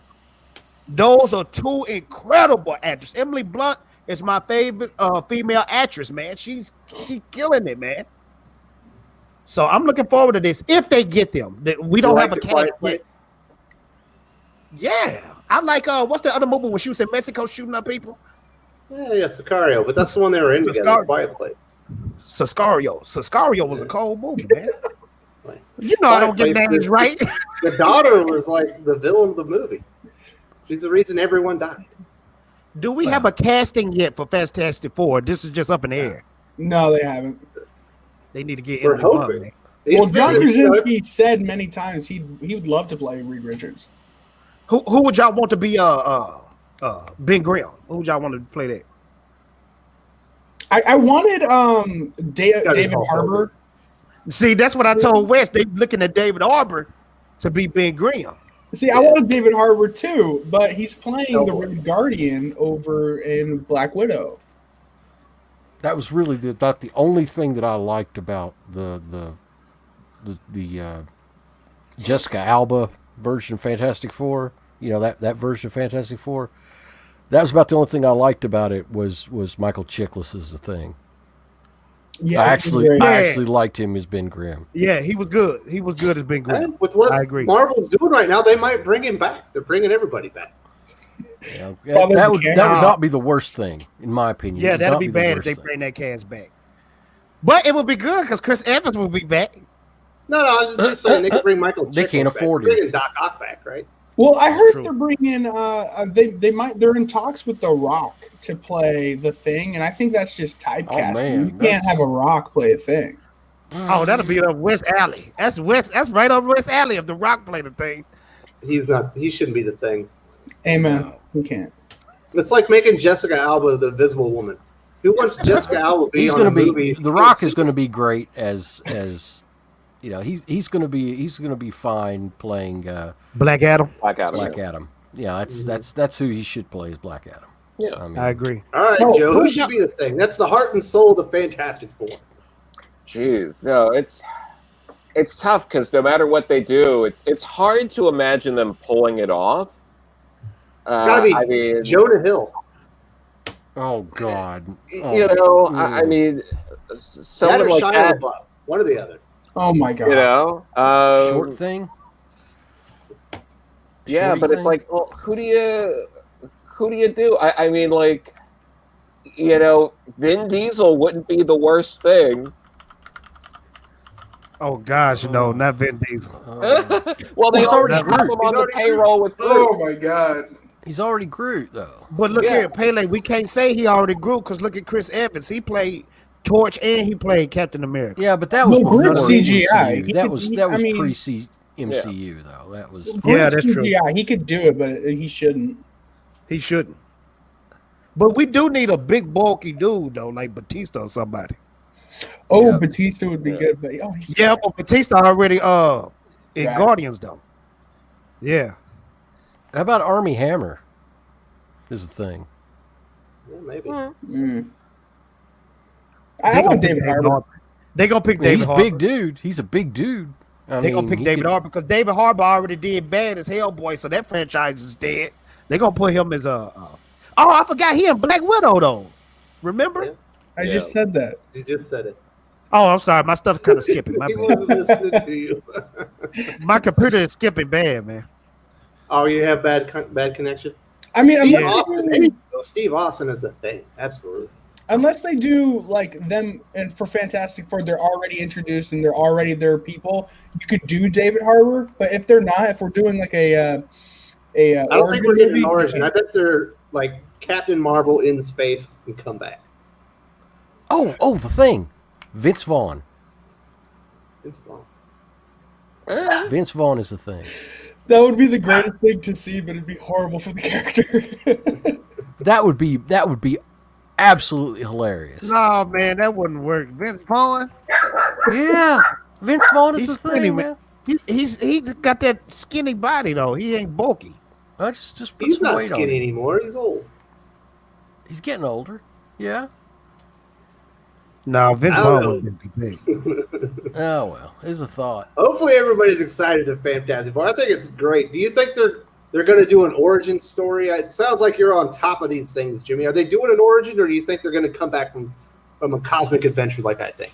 I don't think they're going to be doing an origin just based off the casting call, which is Solve Everything, which is Jonathan Hickman. And in Jonathan Hickman's story, they already have Valeria Richards and Franklin Richards. So either if they do an origin, they will have. I think they'll have a cameo at the end saying, "Oh, I'm pregnant," and then the next movie will be like Franklin Richards and Valeria. But Well, they have to kind of do an origin because they're going to be bringing the Yep. Silver Surfer and Galactus in real soon. They said Well, it's here's the going to be thing. really quick. Kevin Feige already said they're doing no more origin stories. So I don't think Wow. we're going to get an origin. I think they're going to be cameos in other movies, and then they'll be introduced in other movies, and then have their own movie. So I think we're going to see Fantastic Four a lot sooner than we think. It might not be an origins movie, but it'll be an origin scene. Yeah, I mean, I think if anything, I think we'll see him in Ant-Man and the Wasp: Quantumania because they're explorers, and we also saw I think it was a cameo in the Quantum Realm. I can't remember the name of those, the Micronauts or something like that. Mm-hmm. Yeah. Yeah. So I think we might see them. Because So, don't Joe- the Fantastic Four deal with the Micronauts universe or something like that? Let me remember. No, not that I remember, but they did go weird places like that. So I mean, they could be anywhere. Yeah. Yeah. So, Joe, it seems like every time they do a Fantastic Four reboot or they start, it's always Doctor Doom. I think they should not do the Doctor Doom route. Am I a fool for not thinking they needed to go to Doom on the first movie? No, I think you avoid Doom in the first one because they always do it in the first one with all these movies. This is going to be the third attempt, right? No, fourth attempt. Yeah. At a Fantastic Four reboot. So I think Fourth, if you count that really awful one that they. Fantastic Four State. Oh God! That You one in know? the 80s. especially if you want to build up Doctor Doom to be more of a next level kind of threat. Yeah, don't do him in this one. The Fantastic Four have so many villains, you know, and at this point, I mean, you could go any direction. I mean, you could do Mole Man, Puppet Master, the Frightful Four. I mean, Frightful Four is maybe not like a first movie villain, but if you do like the Puppet Master and set up, you know, well, that kind of stuff, I think that could be interesting. No, You just know? man, disagree. just rip the bandage off right off the bat. Go Galactus. No, I mean, dis- rip the bandage off right off the. Go Galactus. The Silver Surfer comes in. It's like, oh my God, the shit's hitting the fan, and yeah, just do it. Should he be an enormous cloud? No. We're talking about big. No, none of that bullshit. You know, they pulled before. No, real Galactus, real Silver Surfer. We're talking about 48 through 50. Almost beat for beat with a new Fantastic Four. That would be awesome. I think We're we're going gonna to do see. anything cosmic, though, right? Annihilation or something? Ooh, That'd be pretty good. As a villain, he looks cool. I disagree. This is Why the am new I era. not surprised? I'm just saying, Doom. Nihilist, yes. Doom is one of the most amazing villains in Marvel. Period. Marvel Yeah, needs more that. like Loki, where he's kind of straddles good and bad. Sometimes he helps, and sometimes he's the bad guy. Nobody cares about Loki. Doom is loved by the kids in the comic. I mean, he's Uncle Doom. I'm pretty sure they're going to introduce Doctor Doom, but not as Doctor Doom. Yeah. I think he'll be like the scientist, sort of like in Fantastic next to him. Idea. But they'll introduce him later on as Doctor Doom. John Yeah, Ratzenberger we're not going to is mess old, that up. man. Perfect. Yeah, Mole Man. I think that's what I was going to say earlier. I think they're going to do Mole Man because it seems like Hickman's. Oh, in Hickman's thing, there was like this huge underground city for the Mole Man, and I think they could go do that, and that's where they also found Galactus's dead body too, and so something like that. Hey, real quick, can somebody help me out? Probably in the chat panel. I read this amazing Doom story where Galactus came to Earth and wasn't nobody there to fight him except for Doom. I've been looking for that comic book for the longest. That was like one of the most amazing recent reads. And I just forgot like what story was that? What number was that? Does anybody know what I'm talking about? Like Doom did an amazing job. I'm trying to fighting remember. Galactus. Yeah, I'm trying to remember. That I was want to a read great that. Bro, that was a great comic book. Like, Doom put all his robots to fight Galactus. It was amazing, man. And it was in Doom's city. What's that city called? Latveria. Yeah. That was a great comic book, a classic comic book. Yeah, that was Doom did almost hurt Galactus. Yeah. Almost. Yeah.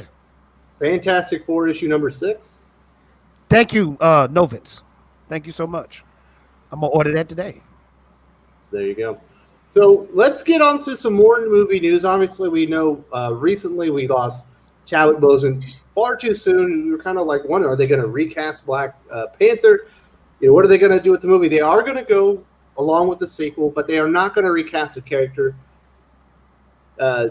Jimmy, I imagine this means Shuri rises to the mantle of Black Panther.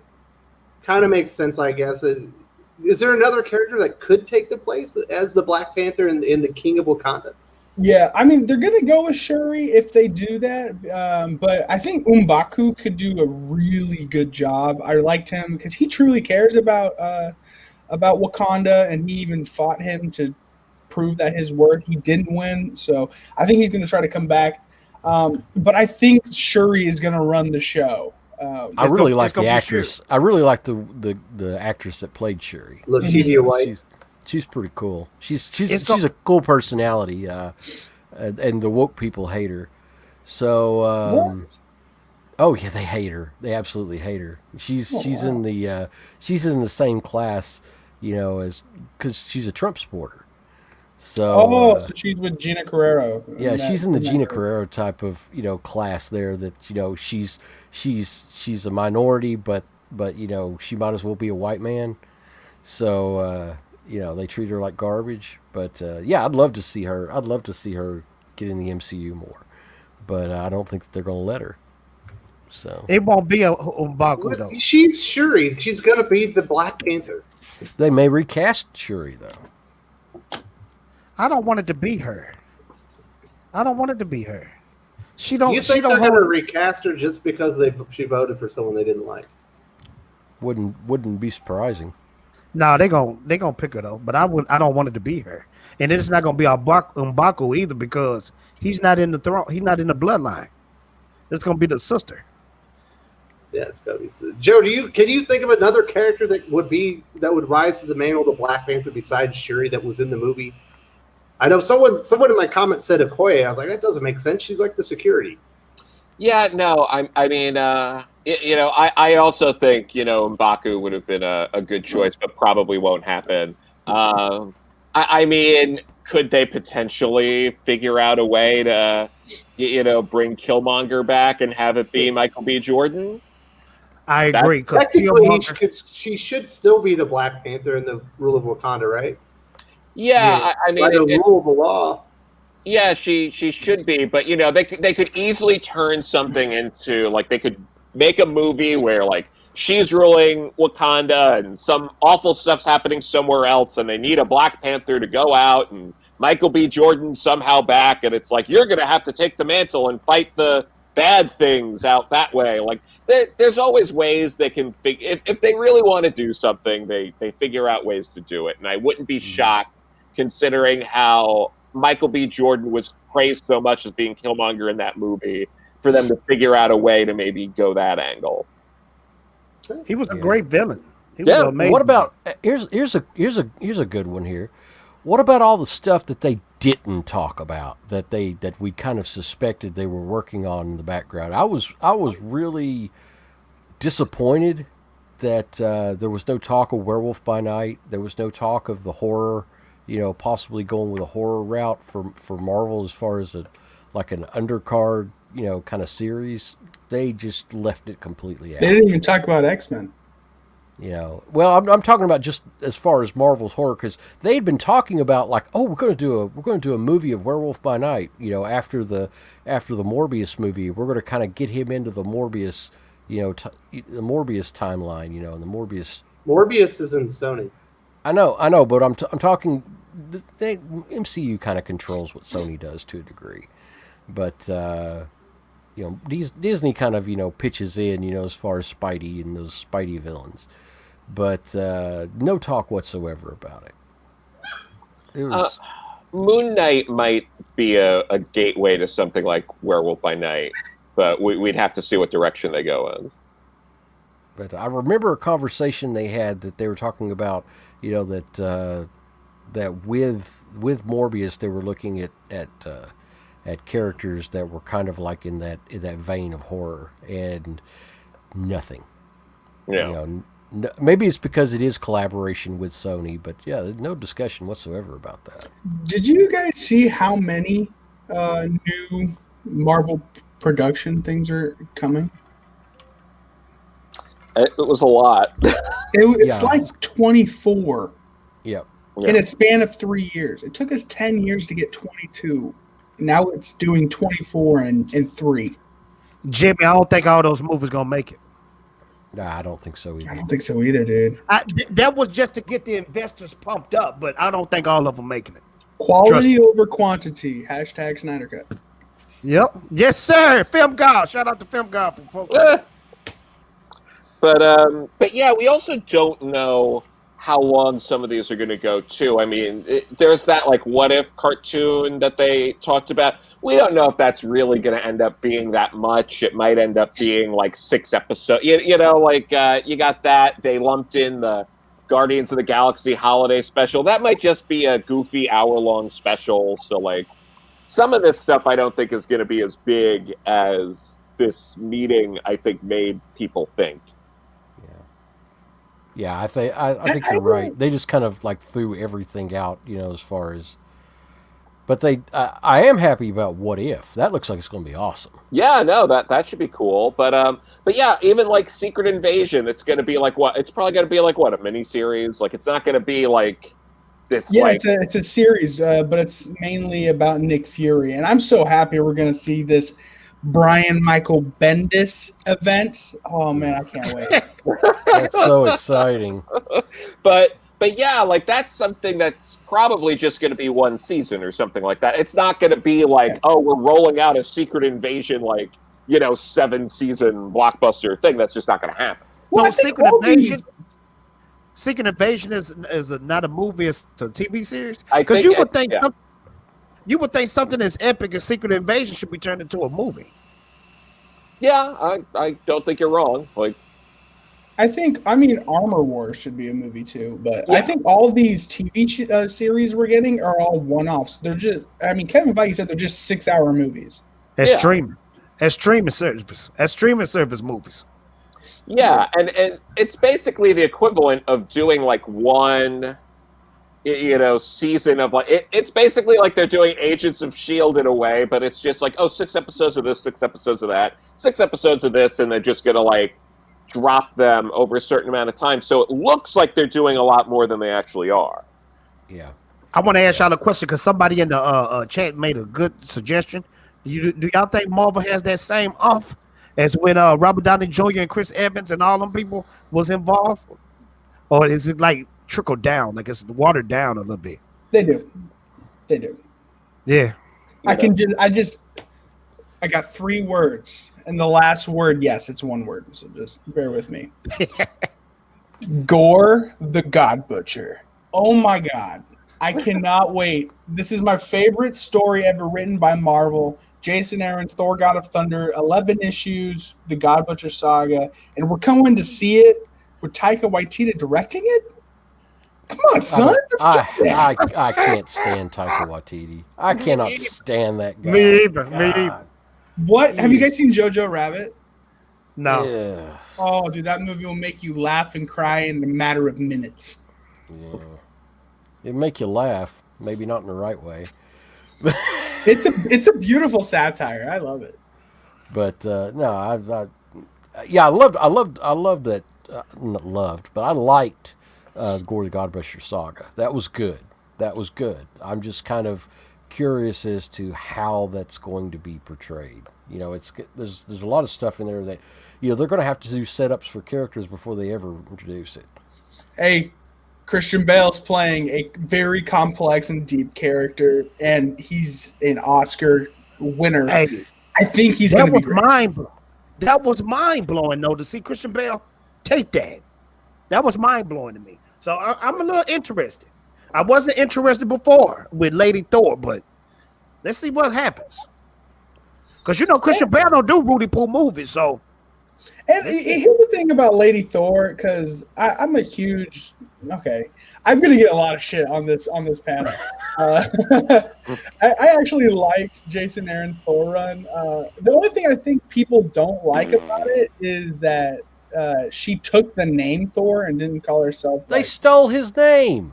He is Thor. Then they say, oh no, he is Odin's son. I will What a agree load with of you. shit. I will agree What a with you. load of- But did you read the actual story? The whole Yeah, thing? they made her look like Mother Teresa and Joan of Arc rolled into one. You know, she could do no wrong. She had like, you know, faultless character. She was like this Okay, That was fine. like the whole point of like the second arc. She's a Mary Learning Sue. she could do She was a wrong. Mary Sue in the whole thing. You know, it's like, God, Okay, come I on. know I'm in the minority here, but I think it's actually a better story than people will like to admit to say. I had more people abandon Thor over that whole thing than I've seen in any comic book in history. You know, it's shocking how fast people drop that series, and it still leaves a bad taste in my mouth. You know, it's just, Yeah, I didn't like Unworthy Thor. I didn't like that. Oh, Unreal Yeah. Thor's great. Olivier I didn't Coipel. like. No, But there's probably not going to be too much Thor in Black Panther, and he's certainly not going to take the mantle. So what else we got? Absolutely not. So we got some other stuff to talk about. There were some some trailers that dropped. We've got a trailer for Falcon Winter Soldier. I believe we got a WandaVision trailer. That might have been the last one, as well as Loki. For me, I think WandaVision is probably the show so far that Disney Plus has announced for the MCU that's probably going to stand out just because it's actually going to feel different. I think a lot of the MCU movies for the past 4 or 5 years have kind of all bled together and felt very similar. And I think this would probably stand out as good just because it looks and feels so different than the other movies that have come out so far. What do you think about that one, Fatal J? Yeah, I'm telling you. At first when I saw that Leave It to Beaver stuff, I said, man, this is going to be weak. But I saw the actual trailer. This is going to be something unique and different. And I'm going to tell you something else. I'm not interested in Loki, but that trailer kind of won me over too. That's some stuff I've never seen from the MCU. So that WandaVision and that Loki look like it's going to be fun. Falcon Winter Soldier, yeah. Yeah, I'm interested in WandaVision. I want to see it now. You know, I was kind of put off at first because I was like, oh, looks kind of cheesy. But they're going to be doing a lot of pulling in from, you know, Doctor Strange. He's going to be making appearances in it. You know, Cumberbatch. So it's gonna be interesting. It's gonna be a different take at kind of her insanity that she has to deal with. You know, after the death of Vision, and it's gonna be something else. I'm curious I'm curious the direction they're going to take it. You know, as far as how the characters develop during that time. So you know, get your first appearance of the Time Variance Authority. You know, get your first appearance of Wiccan. You know, and his brothers. So it's gonna be a big deal. But I'm curious how it's going to work out, and I think it's going to be better than most people realized. Yeah. So It's basically going to be that's based on Tom King's vision, right? Yeah, A little. The story supposedly is supposed to be kind of based on that, but you know the whole thing with you know was before him. You know, as far as you know the twins and everything like that. So maybe they won't borrow too heavily from Tom King. I think out of all of them dropping, I'm most excited for Loki. Loki was one when I heard they were doing a TV show. I was like, I'm not watching that. That's going to be the stupidest thing in the world. And I was really excited for Falcon Winter Soldier. But then I saw the trailer, and it turns out he's going to be traveling through time. Hell yeah, I want to watch it. And he's going to be D.B. Cooper, the guy who just vanished out of nowhere. Hell yeah, I want to watch that. And they got Owen Wilson. I'm a sucker for Owen Wilson. I can't wait for Loki. Yeah, Tevya, I do think that they're going to be reintroducing the mutants through that with the No More Mutants. Yeah. Yeah, I do think because that's that how looks like X-Men's a gonna little bit run. of House of M. Yeah. Yeah. That is how they're going to introduce the mutants through House of M. So. These three shows are some of the things I'm a little more excited for than even a lot of the movies coming out, because like these are the things that are continuing, you know, sort of the MCU stuff that I care about. Like I don't really care about the movies that are coming up. Certainly next year, you know, like Black Widow and Eternals. Like they're just not as compelling as these Shang-Chi? three shows. You know, maybe I don't know. Like maybe once we're closer to Shang-Chi being out, I'll be more interested. I mean I love like old kung fu films and stuff like that, so this could be interesting for me. But you know, it's like Loki was an interesting character for me. WandaVision's given me a lot of those like David Lynch, David Fincher vibes. I'm into that. You know, Falcon and Winter Soldier. Some of the more interesting stuff. You know, I mean, Winter Soldier is still like probably my favorite of the MCU movies. So I'm It's excited definitely to see up what there. they do. Yeah, It's definitely up there. so good.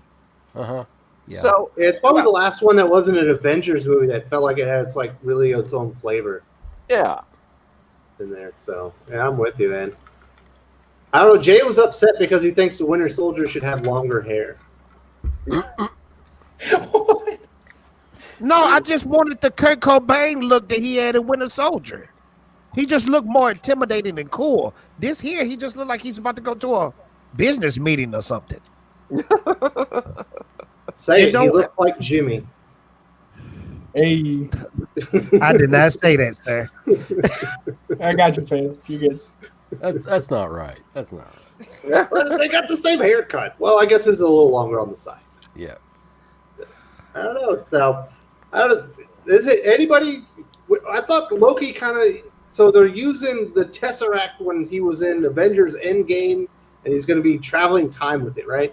Mm-hmm. That's the impression. Yeah. Well, I don't think he's going to be traveling time through it because it's not the time stone or something like that. Because all he does is travel, like, basically just teleports with it. I think the Time Variance Authority, the TVA, is actually going to be the thing sending him back and forth through time because even Owen Wilson said time travels differently here at the TVA. So Yeah. Maybe he's going to have that. It looks like he's got that thing attached to his neck. It's kind of like like an ankle, like an ankle type of thing where you can't wander too far from where you're supposed to be, and he's going to have to work out a deal with them to get the thing taken off his neck. So, Hey, real quick, that person that said that in the chat about Stan had to cut his hair to play Luke Skywalker, I truly believe Sebastian Stan will be playing Luke Skywalker soon on the screen. I truly believe that. he looks uncanny like Mark Hamill. it's spooky. Well, what's the Luke Skywalker movie? Is it going to be Rogue Squadron? They said that's not going to be set in that time frame. Now he might show up in Mandalorian 3 or Obi-Wan, who knows? He's going to be in the Obi-Wan series, from what I understand. So Yeah. Oh, that's right. Oh, yeah, Hayden Christensen's coming back for that, and I don't know how I feel because he's supposed to play Anakin. Obi-Wan's supposed to be set 10 years after the Revenge of the Sith. Yeah, so Jimmy, why is Hayden Luke will be playing 10. Anakin and not? Me and Wes were talking about that. They don't even meet up to years later after Revenge of the Sith. Years later when they both old men. Yo, So chill how is out. they fighting each other again? it's bizarre. There's a lot of weird time issues there. Yeah, Gotta they're get to running the stuff. bottom That's of it. what He's it going is. to be wanted to be Rogue Squadron. Obviously, he invented Rogue Squadron. He's the rogue leader. But I thought that was supposed to take place like in the future or after he had already finished saving the galaxy. But Yeah, the way I understand it, the show, as far as Obi-Wan is supposed to be after the Return of the Jedi. Mhm. So What? how does that work? no, Hold on, the it's Obi-Wan- after they- Revenge of the How about to Sith. say He's dead. Obi-Wan was dead? He was Yeah, dead that's- after. No, that can't be It's right, after man. Revenge of the Sith.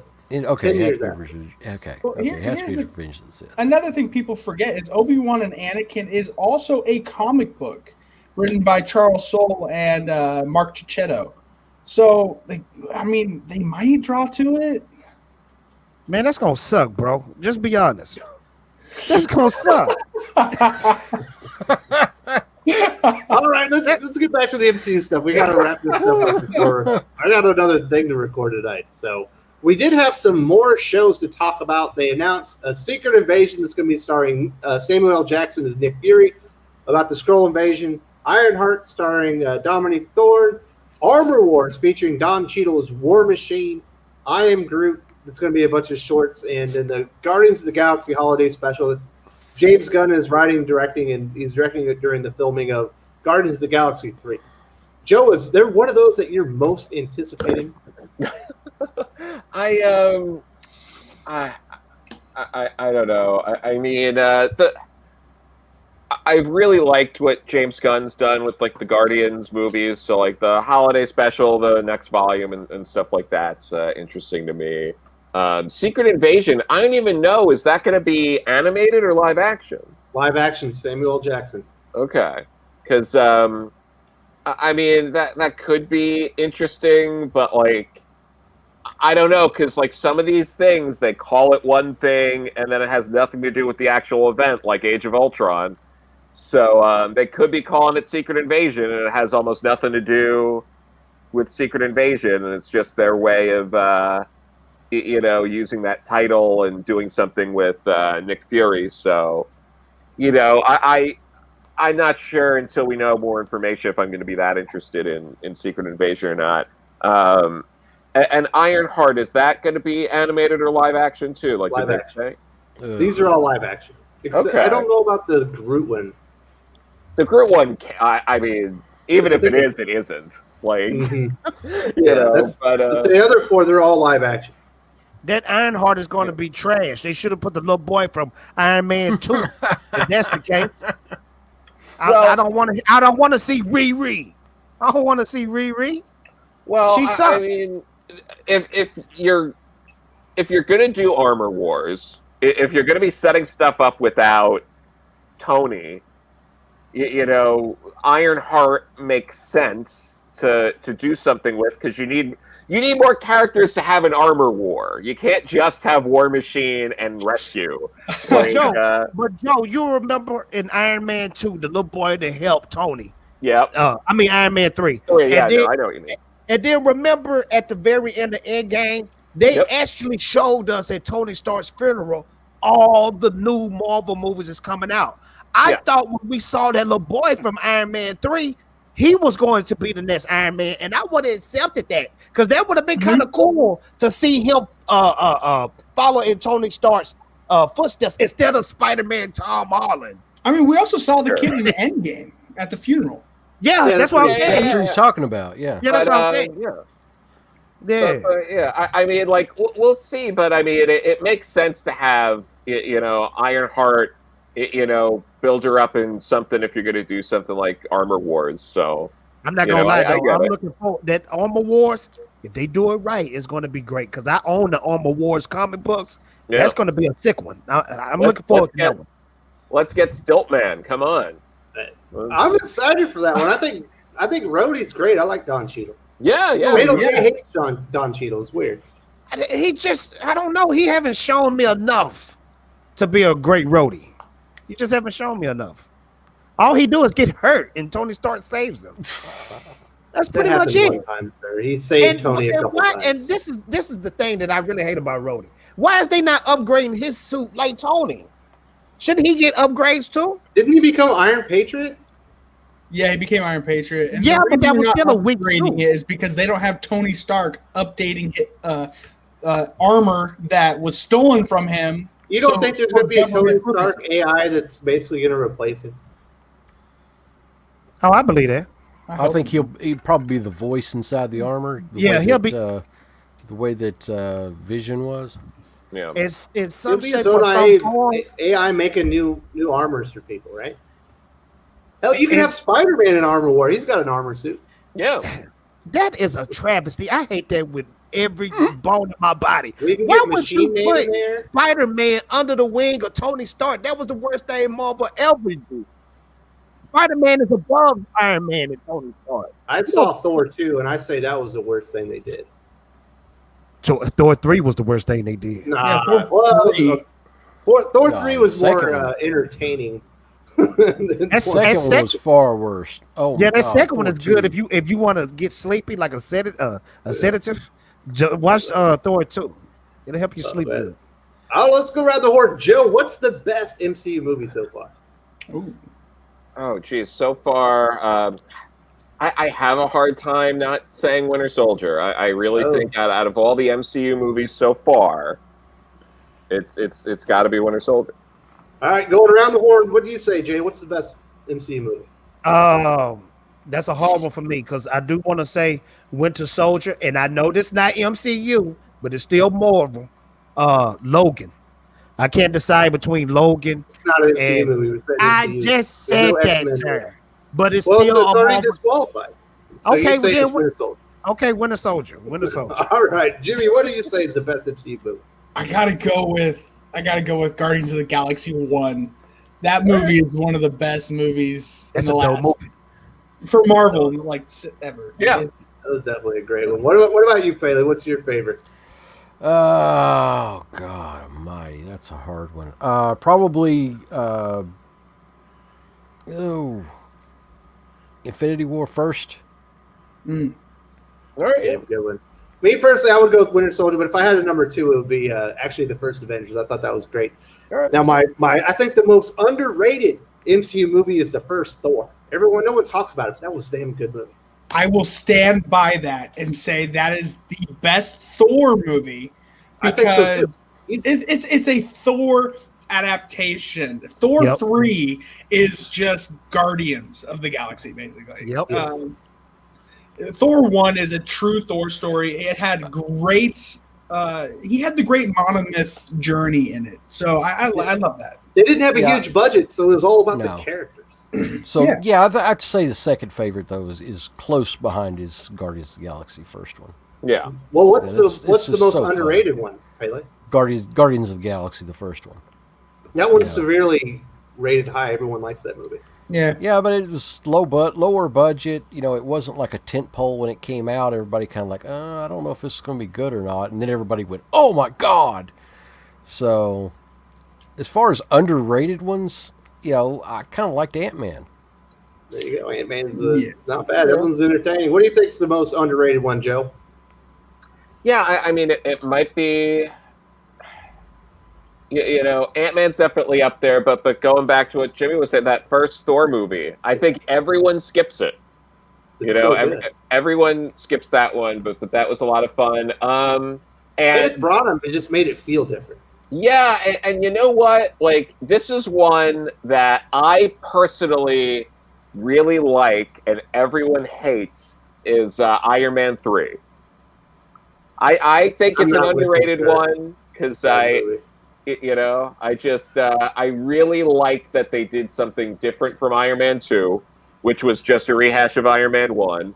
I liked Tony not being in the suit for most of it and trying to figure stuff out. And, you know, I didn't care about the Mandarin twist. I thought it was fine. I mean, you know, I know a lot of people were upset with that, but I was like, it's just, you know, whatever it is. I didn't really mind it. So, you know, because they've changed so many other things in these movies. It's not like, you know, I'm going to pick it. Yeah, oh, you changed this, but you changed, you know, like, so for me, Iron Man 3 is probably my most in terms of underrated movies in the MCU. All right, Fatal J, what do you say is the most underrated MCU movie? The most underrated, I would have to go with Pele. Ant-Man, the first one, the first Ant-Man movie. That's the most underrated to me. That was a good All movie. right, so Jimmy, what's the worst MCU movie? the worst. I think I speak for everyone when we say Captain Marvel, right? Captain Marvel was I think garbage. there's worse fire. movie. I think No, Captain Marvel was very average. It was very bad, but it is worse though. She wasn't even a hero in her own movie. That's how bad it was. He's a villain. She was a villain. Yeah, yeah. Right up to the very end, you know, she was a villain. You know. All right, Presley, what do you think's the worst MCU movie? Oh, Captain Marvel. Captain America, I got that one. No, Captain Marvel. Oh gosh, actually, that's too easy. I would probably say Iron Man 3. Yeah. I'm like, that one's a bad one. Joe, what do you say is the worst one? When I'm putting stuff together here in terms of expectations also, because like I had no expectations for Captain Marvel, so when I saw it, I'm like, it's an action movie, whatever. It was fine. It was nice seeing Nick Fury again, all that kind of stuff, and like the French Connection kind of reference there with the train heist stuff. I'm like, okay, fine. But for me, it's got to be Age of Ultron, because the bar was so high for Avengers. And then I see Age of Ultron, and I'm like, what the hell? Like, it turned into, you know, like Thor walking away to go watch a trailer for the next Thor movie. Like, all sorts of just dumb stuff happening throughout that movie, it felt too much like it was focused on setting up other movies instead of like the Avengers, the first one, where it was like, this feels like a movie. This feels like everything was leading towards this. And then, to have Age of Ultron just be like a preview of what's to come was such a letdown. I agree with you. What do you think's the worst movie, Fatal J? First off, I want to change my underrated real quick. Y'all remember the Hulk with the guy Ed from Norton. Fight Club? Yeah. Incredible Hulk. That was a good movie. It was a good movie. And it's underrated. No one talks about that movie. So that's my I forgot underrated. that movie existed. Yeah. They keep using Thunderbolt Ross and everything too, and that's where he came from. Yeah. Mhm. But the worst Yeah. one would have to be for me. I'm gonna say Age of Ultron, even though I want to say Captain Marvel, because just like Joe said, the hype was high for that movie, and it was boring all the way through. That was a boring movie. Yeah. Executed very poorly. I Yeah. go with Iron Man 3. It felt like they had the exact same villain as Iron Man 2, except he brought extremists this time instead of like a new Iron Man technology kind of stuff. And then the ending, when you find out that he didn't really need that the little thing in it to keep him alive, they could just do a surgery and remove it. I was like, that is stupid. Yeah. Like, you got to be kidding me. Why did we have the other movies? Yep. He's a billionaire. Just remove the shrapnel. So, Yeah, I it thought didn't that make was any good. sense. That was, yeah. I did like the movie, and then I hated the extra bonus scene for me. So I don't know. I guess that'll basically wrap it up. We're talking about all the DC comic stuff. We talked about all the MCU stuff. Now let's do some comic book recommendations. Fatal J, do you have any comic books to recommend this week? I'm reading the old stuff. I'm trying to hurry up and finish Invincible because the TV show is coming. So I'm reading Invincible right now. Invincible is fun. I'm having a good time reading that by Robert Kirkman. So check out Invincible. Absolutely. That's a 100 and how many issues? Yeah, but it's been a great Like time. 130 or something, right? It's 175. Okay, it's even bigger than I thought. Yeah, that's going to take you a while, Jay. It's gonna take me a while, but I'm It's having a good great. It's time. going to be worth it. That's a good run. Yeah. All right, Jimmy, what do you recommend that people read this week?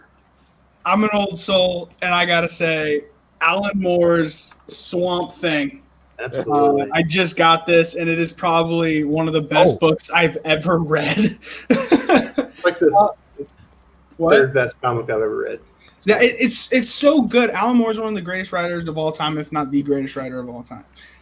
That, and also it's Secret Invasion's coming out. So if you want to read that before, read Brian Michael Bendis' Secret Invasion, and Brian Michael Bendis will show you why people liked him and why I love him. Dope. Hey, All right, Joe, will you recommend anything this week? I was reading the old Swamp Thing comic book, and it was incredible. I got to get on the Swamp Thing, man. I didn't know those comics were so cool.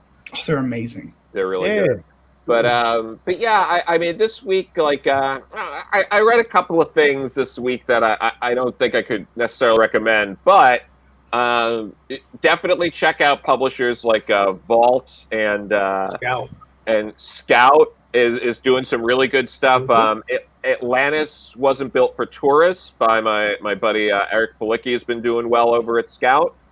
Check that out. And then Aftershock, I got turned on to We Live by you, Wes. I think that's great, and really been enjoying Knock 'em Dead by Elliot Real. At Vault, Tumnal, I've pushed that one before, but that's a nice creepy horror book.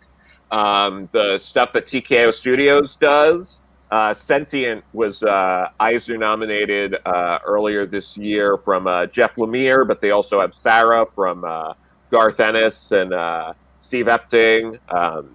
That's also great. And I have a short there with Seeds of Eden that you can just buy right on their site. And then Steve Fox and Sebastian Gerner wrote some other shorts there as well. And then in terms of old stuff as well, I've been reading through Batman City of Crime, the deluxe edition of that. It's David Latham. It's a really great Batman story that took place in the mid-2000s. If you like Tim Drake, it's Tim Drake's Robin, and he gets to do like some fun stuff in it. So I highly recommend that if you're sick of how Tim Drake's been dealt with recently, or that he doesn't get enough of a spotlight. This is a story where it's just, it's Batman, it's Tim Drake, and it's Alfred. Remember when Alfred was alive? That was fun. Go back to that. Pepperidge Farm remembers. Absolutely. All right, Fraley, what are you recommending at the shop this week? Venom 31. Oh man, I'm literally loving that. Just all in King and Black now. It's really been enjoying that. On the DC side, I'm going to recommend Batman Black and White. I really liked it. I'm really digging it. The pencil work is great on it. I just really liked the first issue, and it's some Ra's al Ghul action. It's well drawn. James Tynion writing. It's good. Really good. Nice. Did So I? I've only How read a come Jack couple of King new- and Black dropped? I'm stupid. This was last week, buddy. I know, and that's the thing I've been waiting on for the longest. I'm dumb. You should go back and read it. It's pretty good. We all Yeah, have that's our a long faults, job. Fatal J. We forgive you. So I've been struggling to get to my new comics this week. I've only read 2, but so I've been reading some old stuff. On the recommendation of Mr. Joe Corella, I have been reading Starband, and it's a Nice. pretty damn good start. I'm enjoying that. I can't remember who wrote that one. James Robinson. James Robinson. So that's an interesting character. I'm enjoying that so far. And also, if you like Gargoyles, I think Greg Weisman does a lot of the DC animated stuff. He wrote a Kanan Jarrus, like the last Padawan comic book with Pepe the Raz on art. Obviously, that was spitting out of the Star Wars Rebels show that was on Disney. What was that? I can't remember. I haven't lived in the U.S. in so long. I can't remember the Disney channel that had that one on it. But it's actually pretty cool, and I'm enjoying that one as well. So I'm getting my Star Wars fix there. I know everyone else is enjoying The Mandalorian. So I love don't it. know. Oh God, Mandalorian. I episode love it too. 6. I That love 6th episode, just wow. Holy Yeah. shit. Bill Burr. No, that was Shush. episode 7, wasn't it? Oh, that episode was really good too. Yeah. Yeah. Episode All right. 7, the one that came out, was fantastic. That's It what I'm actually saying, is my Bill favorite- Burr. Oh God. No, It's my second. favorite Star second Wars this thing I've season. ever seen. And I got Return of the Jedi right there. Hey, Jimmy, me and you best friends. This is bringing new life into me. Mhm. Man, this Mandalorian is incredible. I want it to go on forever. I don't want it to stop. I never wanted to stop. Yeah, I'm with you. Yeah. It's a good thing I didn't bring that up 10 minutes ago. You guys we'd still be going. But thank you everybody for joining us. We got our recommendations. We covered everything. Thank you so much to the panel. We had a wonderful discussion today, and I'll see y'all next week. Fatal J and I have a Star Wars video dropping in a few hours. Then tomorrow, Joe's going to join me. We're going to do This Week in X-Men and review Sword, and we were talking about the last Ronin R-rated sequels with Fatal J as well. Yep. Later, y'all. Excellent. See ya. See you guys. All right.